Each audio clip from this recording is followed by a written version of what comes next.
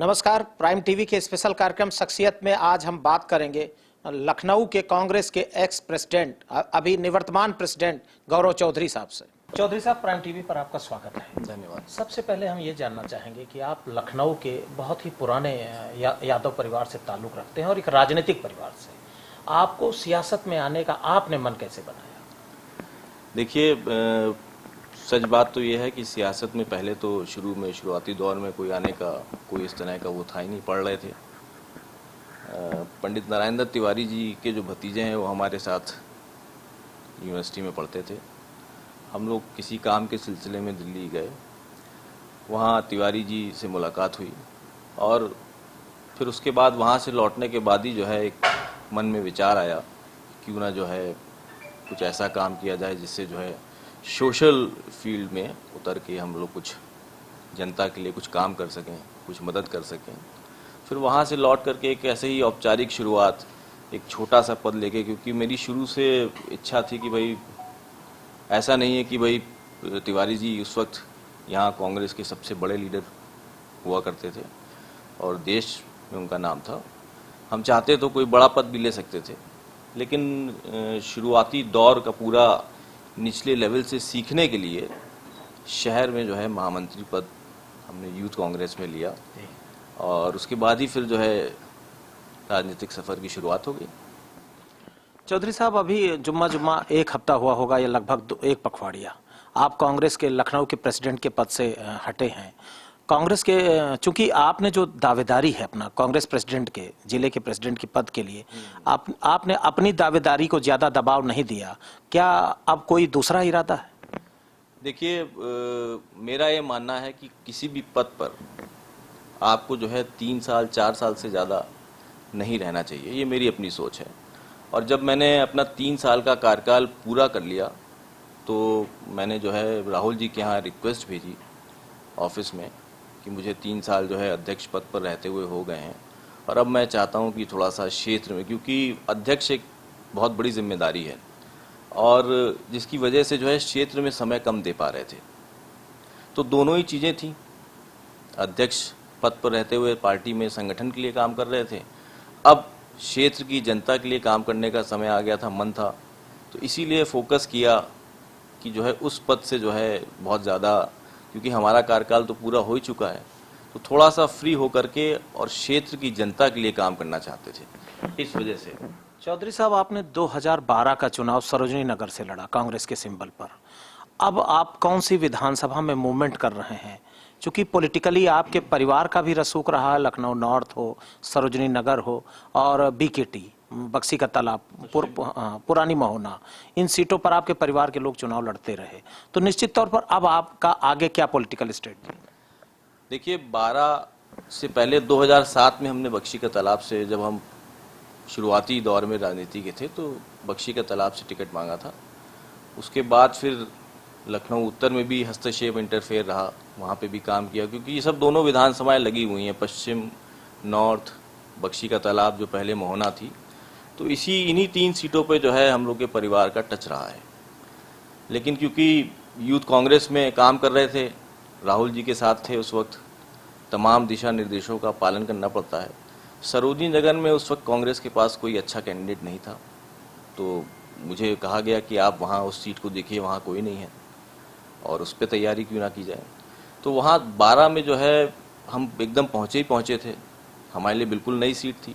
वहाँ चुनाव लड़े, जनता ने साथ दिया, अच्छा समर्थन मिला, 22,000 वोट उस वक्त कांग्रेस के खाते में आया। और फिर अगले 5 साल वहाँ बड़ा संघर्ष का दौर रहा और खूब मेहनत की गई, तमाम धरने, प्रदर्शन, आंदोलन, चाहे भूमि अधिग्रहण बिल को लेकर हो या हरौनी रेलवे स्टेशन को लेकर को आंदोलन किए गए। फिर गठबंधन हो गया, लड़ने का मौका मिला नहीं, तो बीच में जो गैपिंग हो गई, उसके बाद एक बार ये सोचा गया कि क्यों ना फिर नए सिरे से शुरुआत की जाए। और इस विधानसभा से बक्सी का तालाब से जो है हमारे परिवार का पुराना रिश्ता रहा है और वहाँ के लोगों ने भी बहुत दबाव बनाया कि भैया अब आप जो है यहाँ आ जाइए। तो अभी हमने वहाँ जाना शुरू कर दिया है, तैयारी शुरू कर दी है। अब आगे देखते हैं पार्टी का क्या दिशा निर्देश होगा। जी। चौधरी साहब, एक लंबे समय तक आप लखनऊ के कांग्रेस के जिला अध्यक्ष रहे। जिला अध्यक्ष के टेन्योर में आपने ऐसे जो आपकी उपलब्धियां हो, संघर्ष, काफी लंबा संघर्ष किया आपने, वो संघर्ष जो आप बताना चाहें। देखिए, जैसे जब हम जिला अध्यक्ष बने तो सबसे पहले बैकवर्ड अध्यक्ष लखनऊ जिले के हम ही बने, कांग्रेस के, शुरू से लेके अभी तक। उसके बाद सबसे ज़्यादा दायित्व आ जाता है कि सबको साथ लेकर, क्योंकि जब हम बने तो हमारी यंग एज में बन गए, इतनी कम उम्र में हमारे यहाँ अध्यक्ष नहीं बना करते थे पहले। ये तो राहुल जी की और प्रियंका जी की सोच है कि ये फ़र्क हमारी कांग्रेस पार्टी में बहुत बड़ा आया है कि हम जैसे युवा चेहरों को जो है अध्यक्ष जैसे महत्वपूर्ण पद की जिम्मेदारी दी जा रही है, और हम लोग का भी फ़र्ज़ बनता है कि हम उस पद की गरिमा को बनाए रखते हुए, उनकी भरोसे को आगे बढ़ाते हुए सबको साथ लेकर के काम करें। तो जब हम बने तो उसके बाद चुनौतियां बहुत थी, कमेटी बनाई, सब लोगों को साथ लिया, अच्छे से सारी चीज़ें शुरू हुई।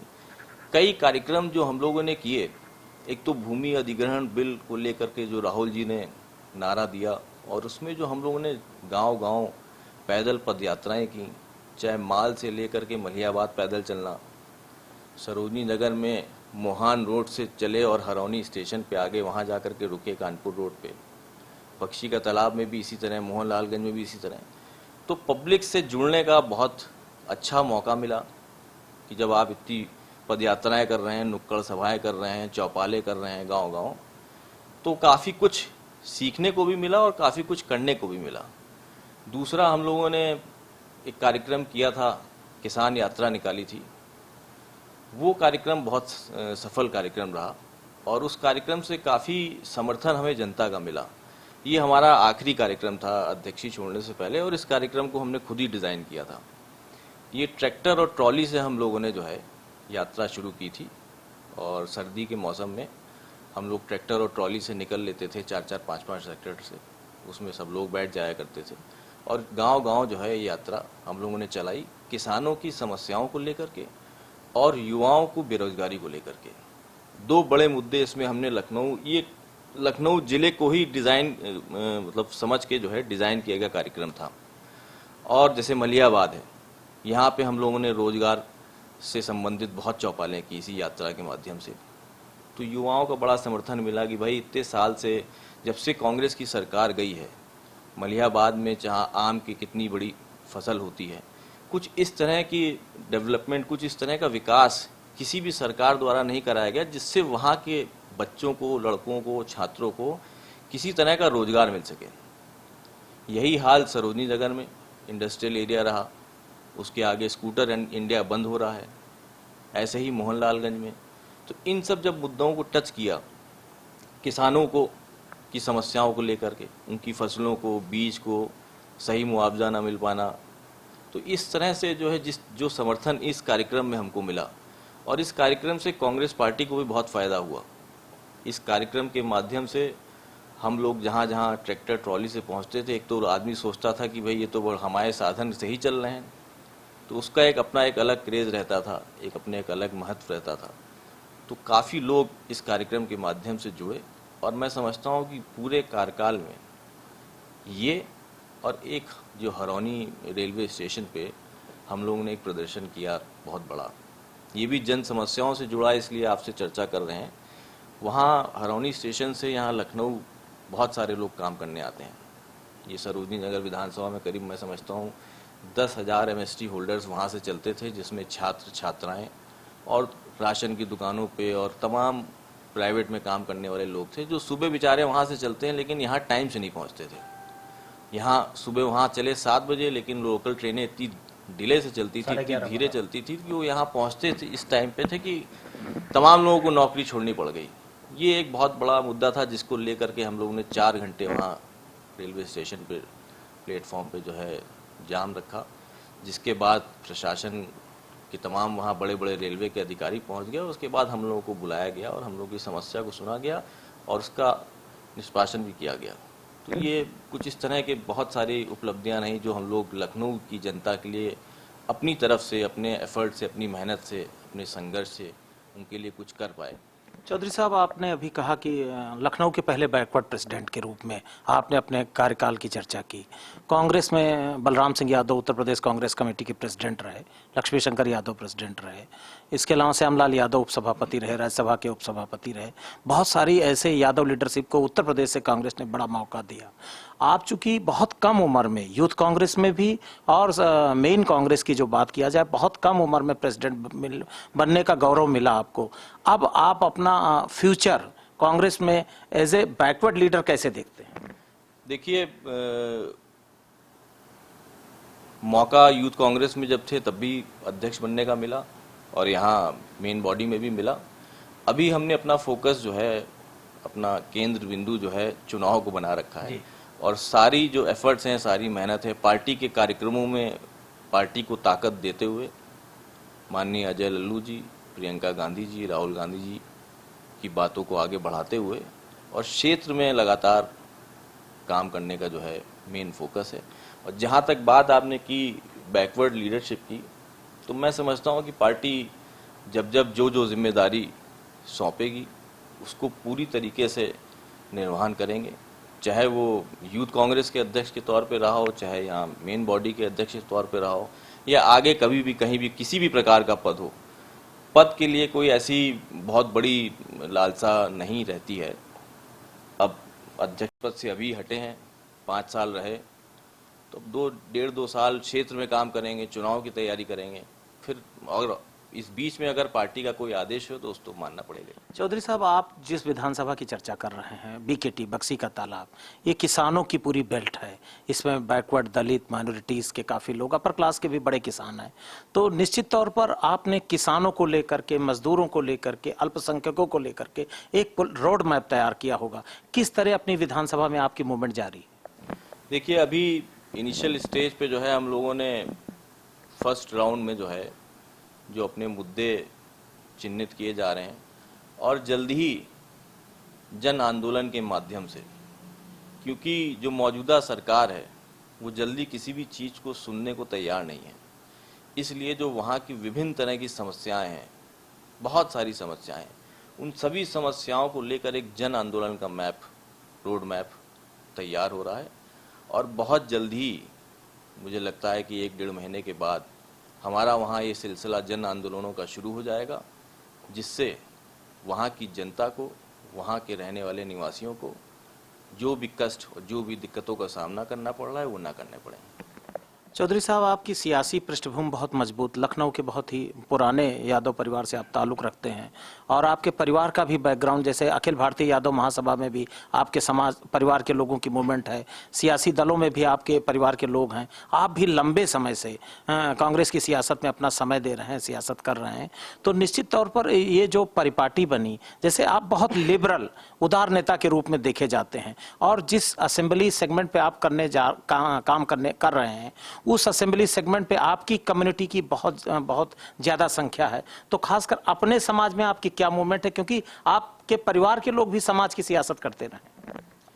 देखिए, जब किसी भी सीट पे कोई व्यक्ति चुनाव लड़ता है तो जाहिर सी बात है उसकी कास्ट का, उसकी जात का वोट वहाँ होता है।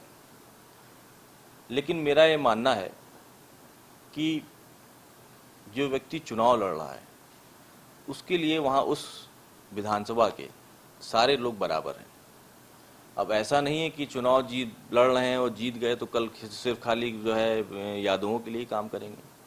हमारे लिए क्षेत्र की जनता सबसे ऊपर है और हर वर्ग के लोगों का काम करना सबसे पहली प्राथमिकता होनी चाहिए और वो है भी। अब रही बात, क्या सवाल था आपका? कम्युनिटी का वोट बैंक है। देखिए, अच्छा वोट बैंक। यहाँ पिछड़ा वर्ग विभाग है माया, उसमें भी तमाम धरने प्रदर्शन और सम्मेलन वगैरह होते रहते हैं। हम लोग उसमें भी बढ़ चढ़ करके हिस्सा लेते हैं और कांग्रेस पार्टी एक अकेली ऐसी पार्टी है जो हर कम्युनिटी के लोगों को साथ लेकर चलती है, की बात करती है, सबकी बात करती है, चाहे वो बैकवर्ड हो, चाहे वो दलित हो, चाहे वो फॉरवर्ड हो।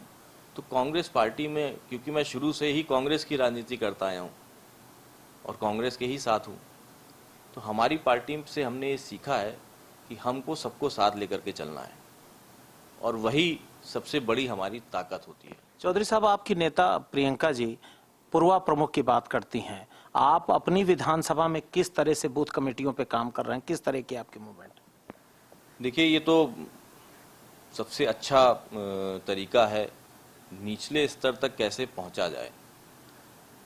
होता क्या है, हम लोग कमेटियां बना देते हैं, चाहे हमारी वार्ड की कमेटी हो, शहर की कमेटी हो, क्योंकि दो दो बार अध्यक्षी करने का मौका मिला यूथ में और मेन पार्टी में, तो काफ़ी कुछ चीज़ें हमने भी समझी हैं। तो मुझे लगता है कि जब आप चुनाव लड़ रहे हैं तो आपको दूसरे तरीके से संगठन बनाना चाहिए, और जब आप संगठन के लिए काम कर रहे हैं तो उसमें फिर पार्टी समर्पित लोग जुड़ने चाहिए।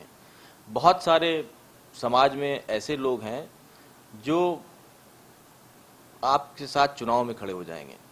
जैसे बहुत सारे लोग हैं जो अपने मोहल्ले में काम करना चाहते हैं, वो नहीं कांग्रेस के कार्यक्रम में आना चाहते हैं या किसी धरने प्रदर्शन में आना चाहते हैं, लेकिन अगर उनको कांग्रेस का काम करने के लिए अपने मोहल्ले में जिम्मेदारी सौंपी जाएगी तो वो उस जिम्मेदारी को वहाँ कर सकते हैं भाई, क्योंकि वो कहीं ना कहीं बाउंड है।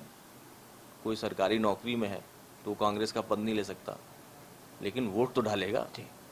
तो ये डिफरेंस जो आ जाता है, इस डिफरेंस को समझते हुए हम अपना पूरे जो लोकल बॉडी हमारी तैयार हो रही है पूरे चुनाव को लेकर के, उसकी तैयारी शुरू की। चौधरी साहब, आप कांग्रेस के काफ़ी ट्रेनिंग कैंप में लगातार जाते रहे, पार्टिसिपेट करते रहे, क्या सीखा इन ट्रेनिंग कैंप से आपने? ट्रेनिंग कैंप बहुत ज़रूरी है और अनिवार्य है किसी भी संगठन को आगे बढ़ाने के लिए, क्योंकि संगठन में निरंतर जो है नए लोग जुड़ते रहते हैं, और नए लोगों को समय समय पर ट्रेनिंग देना भी बहुत आवश्यक है।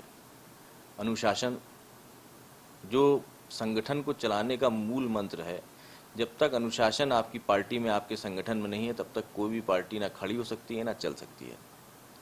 हम लोगों ने तमाम ट्रेनिंग कैंप अटेंड किए हैं, यूथ कांग्रेस से यहाँ तक का लंबा सफ़र रहा, और मुझे लगता है कि ये ट्रेनिंग कैंप से जो नई जनरेशन, जो नई युवा पीढ़ी जुड़ती है, उसको बहुत कुछ सीखने को मिलता है। हम जब आए थे तो हम भी कुछ नहीं जानते थे, भाषण भी देना नहीं जानते थे।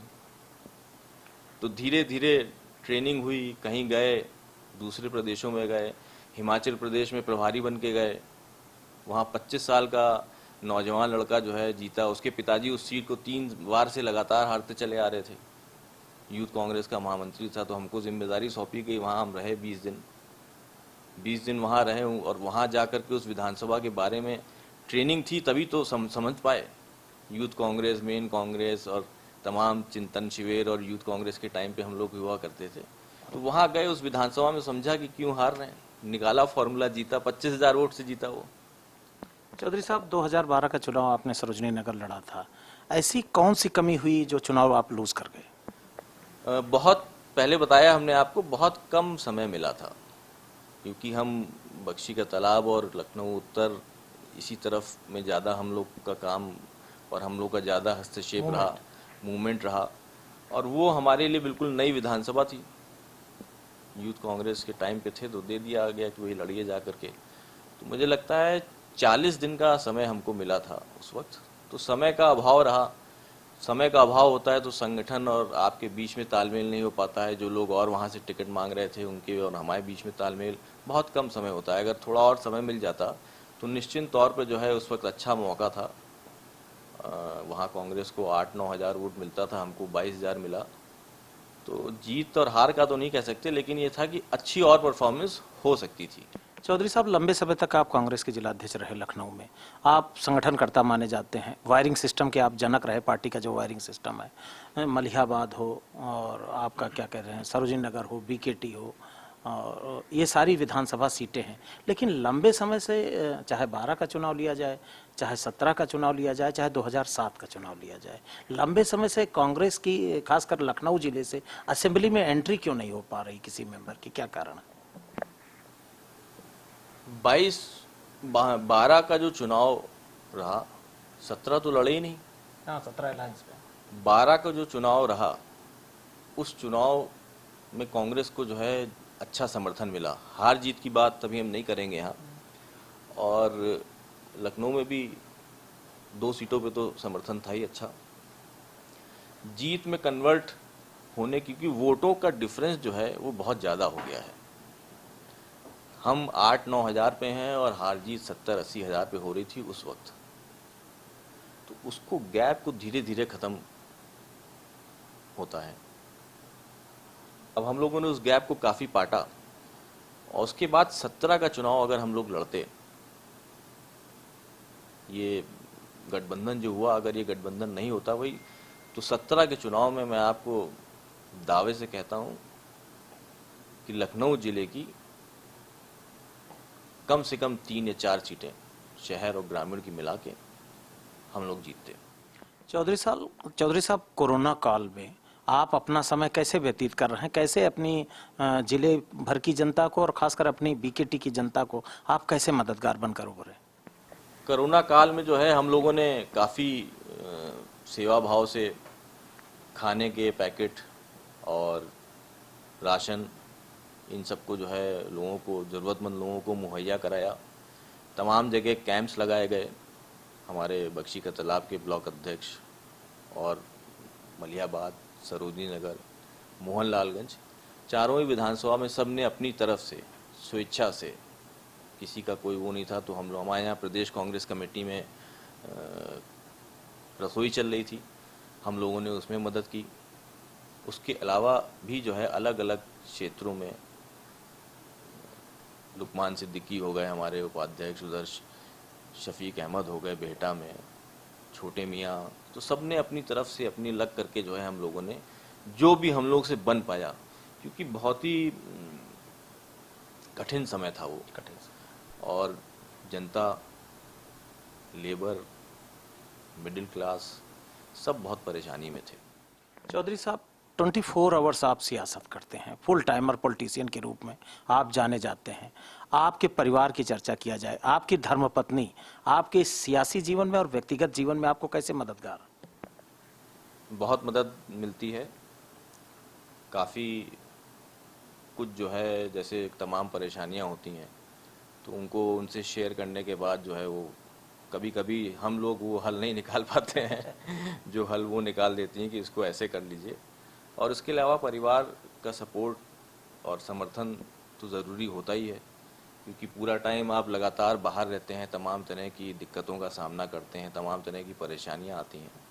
तो ठीक है, बात करने से काफ़ी हल्का आदमी महसूस करता है और कभी कभी मदद भी मिल जाती है। प्रियंका जी के स्वभाव से आपने अपने जीवन में क्या सीखा? प्रियंका जी जब से आई हैं तब से लगातार पार्टी का जो है चेंजेस हो रहे हैं और मुझे लगता है कि सब बेहतरी के लिए वो कर रही हैं और हो भी रहा है।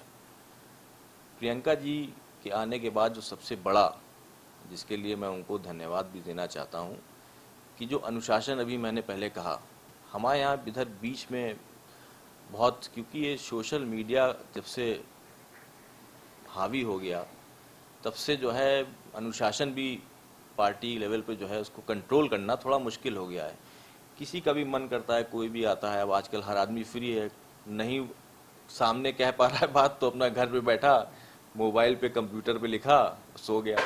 उचित फोरम नहीं है वो। तो अब ये अनुशासन प्रियंका जी के आने के बाद जो पार्टी में जो है कायम हुआ माया, जो कार्रवाई उन्होंने कि भाई इस तरह की अनुशासनहीनता हम बर्दाश्त नहीं करेंगे, जो भी है आप उचित फोरम पे रखिए। चाहे अजय लल्लू जी के तमाम लोग लिखने लगे, ये लगे, तो सबके खिलाफ कार्रवाई हुई और मुझे लगता है उसके बाद से अब पार्टी में काफ़ी संयम है और लोग इस बात को समझ रहे हैं कि हमको अपनी बात उचित फोरम पे ही रखनी चाहिए और रख रहे हैं। धन्यवाद चौधरी साहब। लखनऊ के पूर्व जिलाध्यक्ष शख्सियत के अगले कार्यक्रम में हम फिर मिलेंगे किसी नई शख्सियत के साथ। तब तक देखते रहिए हमारा स्पेशल कार्यक्रम शख्सियत।